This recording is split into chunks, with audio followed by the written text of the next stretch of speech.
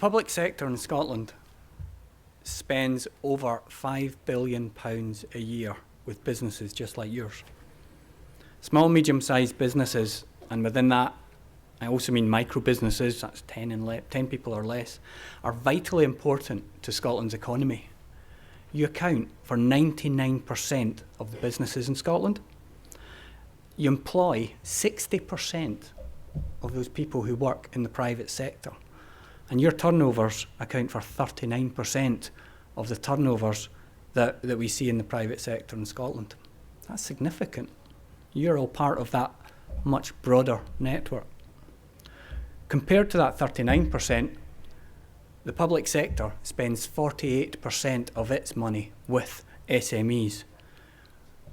We clearly see and can demonstrate how vital it is that SMEs are part of the smooth running of Scotland's public services. We know the advantages that the use of SMEs directly as suppliers and in our supply chains can bring, whether that's innovation, responsiveness, quality, or any other factor that we base our buying decisions on. We all know that public procurement and the public sector follows some clear processes when it procures. My colleague Laurie Wilcox will cover some of those for you shortly, particularly the recent changes to them. But we are ultimately obliged to secure best value, and we are also required to demonstrate a level playing field and be extremely transparent in our transactions. And I think it's partly because of that our spend with SMEs is proportionately higher than the rest of the economy. At times, I know, I've been there, I have run a micro business myself, the public sector can seem to be a difficult place to do business with. Today's event is about breaking down some of those barriers, making it easier for SMEs to bid and to win public contracts. As Councillor Buchanan just said, today's event is, I think, the largest Meet the Buyer event we've ever had in Scotland. Not only do we have the combined spend of the majority of Scotland's local authorities presented in the room two along from here, we've also got universities and colleges, we've got the NHS, and we've got central government and a range of central government bodies also represented. But today goes further than that. The Scottish Government sees infrastructure investment as a fundamental part of its economic strategy. Investment is one of the 4 priorities set out in the refresh strategy that was published last year. We've published an infrastructure investment plan that sets out our priorities to 2035, and you can go on the Scottish Government website, and if you just type in infrastructure plan, you will see the key big infrastructure spends that we are making going forward to 2021 at this point. The business opportunities provided by some of those specific projects are available to you to explore today, and the procuring authorities for those are in the first hall here. Within there we've got Scottish Future Trusts, Transport Scotland, Scottish Water, all very much involved and part of delivery of those key infrastructure projects. We also recognise that a number of those projects may feel out of reach for SMEs. So we've also brought along a number of the larger prime contractors who would be involved in delivering those projects as well. And hopefully that gives you the opportunity to speak to them. Scottish ministers are very clear that consistency and clarity for businesses is essential, and that is why we have published that plan, and I would encourage you to go onto the website to have a look at it.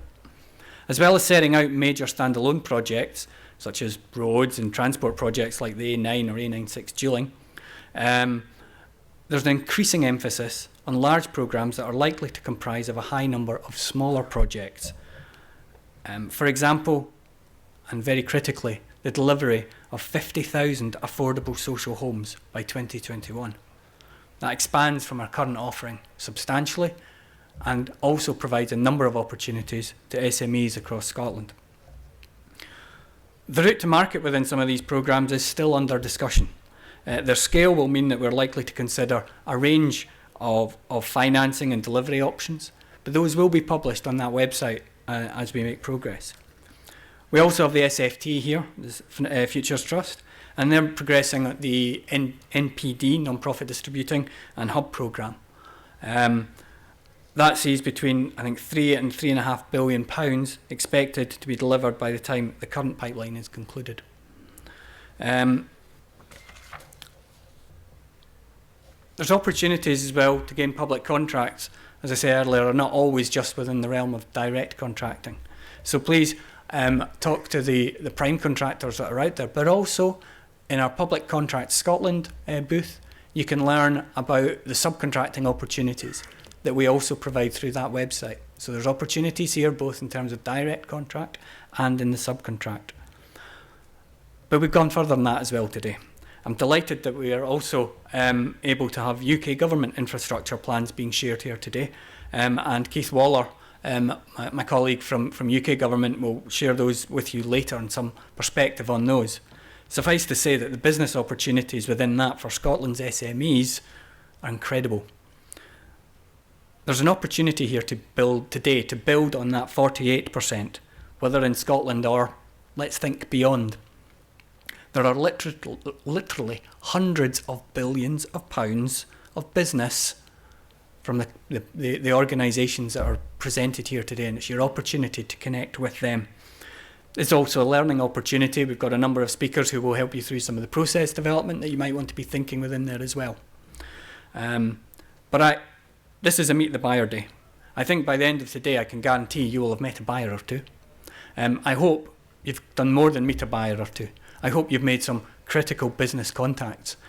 And I hope that you will be able then to take that forward and use that to grow your businesses in the future with using Scottish public sector contracts. So I'll stop now. I'll hand over to my colleague Laurie Wilcox, but before doing that, I wish you all the best of business for today, and I hope you've got a successful Meet the Buyer Day. Thank you.